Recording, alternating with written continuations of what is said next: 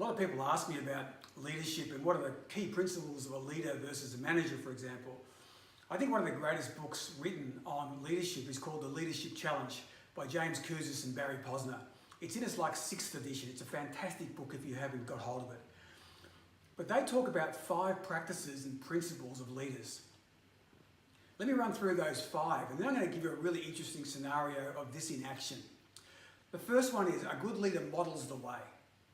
John Maxwell says that a good leader knows the way, goes the way, and shows the way. So they're able to model what they want. They're able to model best behaviour. The second one is they are inspirational and they create a shared vision for what they're looking to achieve with their team. The third one is they enable and empower others to actually take the lead. In other words, create more leaders. Fourthly, they challenge existing processes. They don't just put up with the status quo or the norm.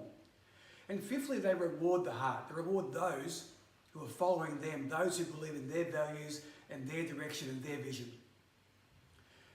So those 5 really came to life for me just recently because this year is the 40th anniversary of MadMax, the original MadMax 1, filmed all those years ago and put together by Byron Kennedy, the late Byron Kennedy, and George Miller. But George Miller and Byron Kennedy filmed that movie on a very, very short shoestring budget, very tight. But they were examples of the leadership challenge. All 5 of those things they did. They modelled the way. They used their own hard assets, their own vans, caravans and cars, for example, in the movie. They were prepared to destroy those things. They were so committed. In terms of inspiring and creating a vision, the vision was bought into by the lead actors, a young Mel Gibson, a young Steve Bisley, fresh out of NIDA. And they explained the movie to them, and they bought into it. Clint Eastwood once said that if you get the casting right, 75% of the movie is done. Think about that in your organisation. Have you got the right people in the right roles?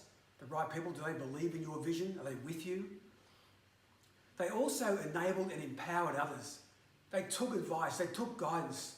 The crew themselves were motivated and excited to be working on this project, even though a lot of them weren't paid much money, sometimes not at all. But great actors like Kouzes, who played the role of toe cutter, really took this to heart. Kouzes had the whole gang of motorcycle riders literally ride from Sydney to Melbourne on their own bikes to get and bond as part of this movie, so it would feel very real when they came together. Not only did that, he came up with all sorts of ideas and new lines that George Miller and Byron Kennedy hadn't written to really get the toe cutter character really living. He wasn't paid any more for doing that, he just wanted to do the job right. They challenged the process. People had never filmed this movie like this beforehand. The lead cameraman, David Egby, a keen motorcyclist, built his own crane for the cameras, put it on his own F100 truck, and did some of those amazing camera angles super low to the ground that had never been done before and are used on movies to this day. They rewarded the heart as well. Those people who worked with them and gave them all that effort. Think about the amount of MadMax that came after the first one. Mel Gibson starred in the next 2 that were there. Kouzes, the original toe cutter in Mad Max 1, 36 years later, was in Fury Road with Mad Max with George Miller. George Miller and Byron Kennedy put Mad Max 1 together by living the 5 principles. They modelled the way, they created a shared vision, they empowered others, they challenged the process of what you could do in terms of making a movie, and they rewarded the heart. It's a great way of seeing what a great leader does. Best of luck.